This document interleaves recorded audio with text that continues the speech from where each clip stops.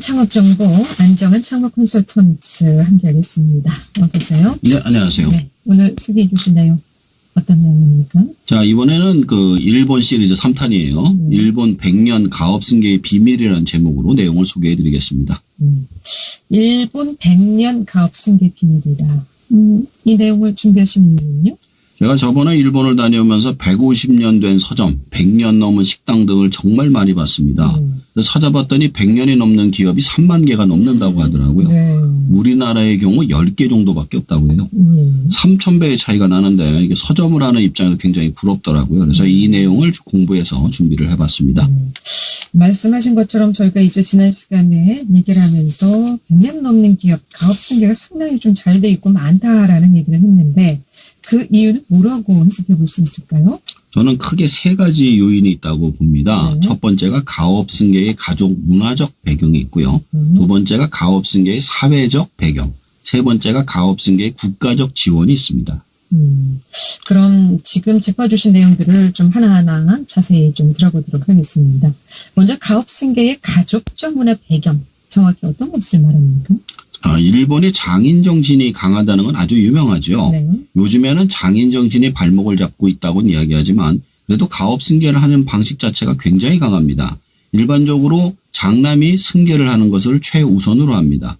그래서 만약 장남이 일단 고등학교까지 마치고 나서 자신이 나가서 집안에서 버는 수익보다 많이 번다면 안 돌아와도 되지만 그게 안 된다면 3년 안에 돌아와서 가업을 잇는 것을 일종의 암묵적인 룰처럼 작동을 한다고 합니다.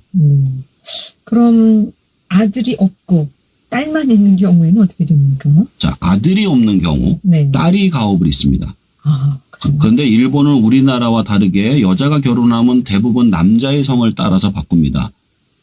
그런데 15%의 남자들은 여성의 성으로 자신의 성을 바꾸죠.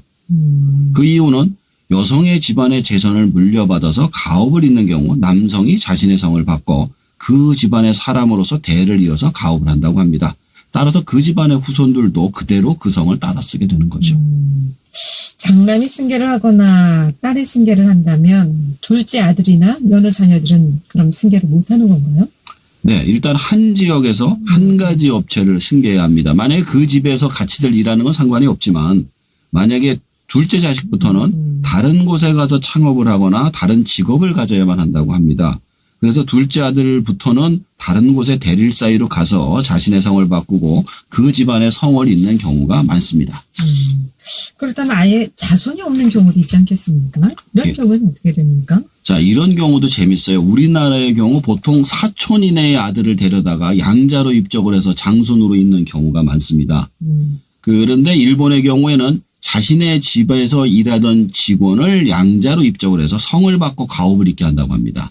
이걸 성인 입양이라고 하는데요. 조건은 재산과 가업을 물려받는 조건으로 자신의 성을 버리고 이 집안의 사람으로서 대를 이어서 해야 한다는 것이죠. 물론 이 경우 오래된 일본의 전통으로 지금은 소유자와 경영자가 분리된 형태로도 많이 한다고 합니다. 그런데 이렇게까지 가업을 승계하는 이유는 뭘까요? 자, 일본의 장인 정신과 가업 승계는 일맥상통한 이야기로 봐야 합니다. 저는 이것을 사회문화적 배경보다는 여기 지리적 여건으로 분석을 해봤는데요. 일본은 고대부터 지진이나 해일 등의 자연재해가 빈번한 국가였습니다. 게다가 각 선별로 나누어져 있다 보니 지역별로 자급자족을 해야만 하는 경우가 많아서 전문화가 되려면 굉장히 오랜 시간이 필요했죠. 일본의 가업 승계는 일본의 자연환경과 밀접한 관련이 있습니다. 이러한 자연환경 속에서 기업은 장기간에 걸쳐 축적된 경험과 노하우를 바탕으로 운용됐어야 합니다. 따라서 가업 승계는 기업의 지속 가능성 확보를 위한 중요한 과정으로 인식되었던 것입니다. 자, 두 번째, 가업 승계의 사회적 이유인데요. 이건 어떤 내용입니까? 여기서 되게 중요한 게 다 그런 게 아니고 물론 대도시의 경우 자유시장 경제 형태로 창업을 하고 있다고 합니다. 그런데 일본의 가게에서 창업을 굉장히 복잡한 형태로 가능하다고 해요. 일단 빵가게를 하고 싶다면 베이커리 자격증을 갖고 빵가게에서 일을 한 경력이 있어야만 하며 자본도 일정 금액 있다는 허락을 받아야 된다고 합니다. 지방정부가 이거에 대한 전반적인 권한을 갖고 있는데 누군가 들어온다고 그럴 때 굉장히 많은 필터링을 하는 거죠. 그런데 가장 힘든 게 뭐냐? 그 지역에 상가 번영회 같은 곳인데 이 상가 번영회도 막 몇백 년 된 데예요, 다. 근데 여기에 허락을 받아야만 들어갈 수가 있다고 합니다. 근데 지금은 현재 있는 업종의 경우 만약에 여기서 안경 가게가 있다, 빵 가게가 있다, 그 동네 몇 타 안에 그럼 딴 건 못 들어가는 거예요. 그래서 허락을 받기가 굉장히 힘들다 이렇게 얘기를 합니다. 그러니까 가업을 오래 할 수 있는 여건이 된다 이렇게 볼 수가 있겠군요. 그렇죠. 이제 경쟁 자체도 사회에서 이제 그 막아주는 거죠. 그러군요. 그럼 만약 누군가가 상가 번영비에 허락을 받지 않고서 매장을 낼 수 있지 않겠습니까? 예. 그렇다면 어떻게 됩니까? 그 지역 사람들이 그 매장을 이용하지 않는다. 이지매를 해버리는 거죠. 일본은 기본적으로 집단의 안정과 조화를 최우선으로 생각하기 때문에 그렇다고 합니다. 우리나라 치면 일종의 지역 텃세 같은 게 이게 굉장히 셉니다. 이렇게까지 센 이유가요. 그 지역 사람들이 수백 년을 같이 사는 경우가 많아서 서로를 배신하기 힘들기 때문이라고 합니다. 지진이 나면 같이 모여서 이게 집에 가야 되기 때문에 어려서부터 같은 동네 애들끼리 한 번에 모아서 키운다고 해요. 이 아이들이 그대로 고등학교까지 같이 크기 때문에 다 아는 사람이기 때문에 그렇게 배신을 하기가 쉽지가 않아요. 그래서 일본은 변화가 더딜 수밖에 없다 이렇게 얘기를 하더라고요. 반대로 생각하면 전혀 새로운 매장을 여는 사람은 좋지 않을까 싶은데 장기적으로 경쟁자도 안 들어오고 말이죠. 그런 이점도 있다고 봐야 될까요? 네, 맞습니다. 제가 이번에도 봤지만 일본의 시장을 보면 과거, 현재, 미래의 매장들이 같이 들어가 있는 것을 볼 수가 있습니다. 과거의 매장을 사람들이 계속해서 이용을 하면서 새로 나온 매장들도 이용을 하다 보니 각 시대별로 변화한 매장들이 다 있습니다. 우리나라는 이미 없어진 만화 대여점이나 DVD 대여점도 있지만 넷플릭스 같은 최신의 아이템도 같이 판매를 하고 있습니다. 시장 자체가 넓어지기 때문에 전혀 다른 아이템을 경험할 수가 있어요. 근데 여기서 중요한 게 가서 보니까 이번에 그 DVD나 이런 만화책은 점점 줄이고 있더라고요.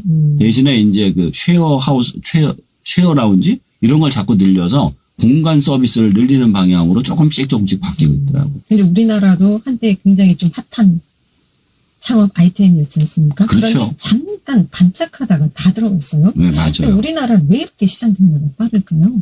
일본과 반대로 국토의 크기가 작고 자연재해가 적으며 이사를 쉽게 다닐 수 있다는 점이 시장의 변화가 빠른 이유인 것 같습니다. 같은 지역에 오랫동안 살 필요가 없다 보니까 다른 사람을 눈치를 보면서 매장을 열거나 이용할 필요가 없기 때문에 쉽게 창업을 하는데 문제는 경쟁이 너무 치열해서 쉽게 폐업을 하는 상황인 것입니다. 그래서 산업의 변화가 빠르고 구산업이 쉽게 쇠퇴를 해서 예전의 산업들을 다시 구하기 힘든 경우가 많죠.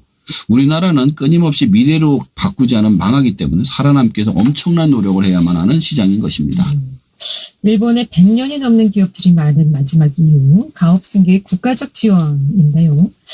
국가적으로도 지원을 많이 해준 것 같죠. 앞서도 뭐 사회적으로도 굉장히 좀 방어를 해준다면 국가에서도 굉장히 좀 지원이 많을 것 같기도 하고 말이죠. 맞습니다. 일본에도 우리나라와 마찬가지로 상속세가 있습니다. 우리나라는 30억 이상이면 50%예요. 네. 여기는 6억엔, 우리 돈으로 60억 이상이면 55%의 상속세가 발생합니다.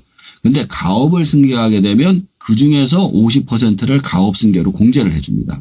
거기다 뭐 기타 공제들 합치면 실질적으로 13% 내외의 상속세를 내게 되어 있습니다. 기간도 10년 이상 장기적으로 낼 수 있도록 되어 있죠. 이처럼 장기적으로 공제를 해주는 이유는 당장의 세금을 받는 것보다 장기적으로 얻는 이득이 훨씬 더 많기 때문이라고 합니다. 그럼 이를 통해서 국가가 장기적으로 얻을 수 있는 이익이 있다면 어떤 게 있을까요? 우선 세금만 보더라도요. 회사의 절반을 세금으로 가져오면 사업의 절반을 줄여야 되는데 그렇게 되면 큰 규모의 경우 경영권을 잃을 수밖에 없습니다. 자영업자의 경우에도 기존의 산업을 반으로 줄여야 하는데 그렇게 되면 사업 자체를 유지하기가 힘들죠. 당장의 상속세보다도 장기적으로 몇십 년간 세금이 훨씬 많기 때문에 정부 측에서도 장기적으로 사업을 유지할 수 있도록 돕고 있는 것입니다. 게다가 그렇게 해서 일자리가 없어지면 더 큰 문제잖아요. 그래서 지역의 일자리까지 생각한다면 기업을 유지하는 게 더 큰 이익을 낼 수 있다고 생각하는 거죠. 거기다가 노령화가 진행되면서 상속세 감면을 더 빨리 줄이고 있는 형태라고 합니다. 그래서 그런가요? 우리나라도 이 가업승계 시 상속세 굉장히 좀 완화가 지금 돼가고 있는 것 같더라고요. 예. 자, 노령화로 인해서 그럼 상속세를 더 빨리 감면하고 있는 이유는 뭘까요? 자, 노인들이 돌아가셔가지고 상속세로 많은 돈이 정부로 귀속이 된다면 그 돈만큼 일반 시장에서 돈이 국가로 들어간다는 걸 의미합니다. 시장에서 돈이 빠져나가면 유통되는 금액이 줄어들면서 시장이 불황이 될 가능성이 높죠. 그래서 시장에 유통되는 돈의 양을 줄이지 않기 위해서라도 상속세를 빠른 속도로 줄이려고 노력 중이라고 합니다. 근데 이런 시장의 변화는 더 빠른 속도로 노령화되고 있는 우리나라도 진행이 될 거라고 생각이 돼요. 부동산 자산의 대부분을 60대 이상이 가지고 있는 상황에서 만약에 그분들이 빨리 돌아가시게 된다면 엄청난 쇼크가 될 수가 있으니까요. 자, 오늘 일본의 가업 승계 비밀이라는 내용 소개해 주셨는데 현장도 다녀오셨고요. 오늘 다녀오신 다시 또 정리도 하셨는데 어떤 생각이 드셨습니까? 일단 종이책을 파는 사업가로서 부럽다는 생각을 했습니다. 과거의 사업 아이템들이 살아서 활발하게 팔 수 있는 시장이 부러웠습니다. 그런 반면에 사회의 변화가 더뎌서 답답한 면도 볼 수 있었습니다. 나름대로 일본 장수 상회들의 내용에 대해서 알아봤는데 우리 사회도 이제 노령화되면서 일본식으로 바뀌지 않을까 생각을 해봅니다. 우리나라 자본주의가 이제 70년 정도밖에 되지 않았기 때문에 100년 기업이 별로 없는 것이 앞으로 많은 100년 기업이 나올 거라고 생각을 합니다. 오늘 내용 다시 한번 정리해 보겠습니다. 일본은 기본적으로 자연환경으로 인해서 장인 정신과 가업 승계라는 시스템이 만들어졌습니다. 사회적으로 한 지역의 사람들이 오랫동안 모여 살면서 만들어진 다른 사람들은 쉽게 창업할 수 없는 폐쇄된 시스템을 가지고 있었기 때문에 100년이 넘는 오랜 시간 동안 가업을 승계할 수 있었죠. 또한 국가적으로 기업이 오랫동안 영업을 하는 것이 세금이나 직업 창출에 유리하기 때문에 상속세를 감면해주면서 장기적인 경영이 가능해지도록 해주었던 것입니다. 앞으로 우리나라도 사회 구조나 국가적으로 100년 가업을 이룰 수 있는 시스템이 만들어질 수 있을 것이라 생각이 듭니다. 오늘 여기까지 듣겠습니다. 고맙습니다. 예, 감사합니다. 줄여듣는 창업 정보 안정한 창업 콘서트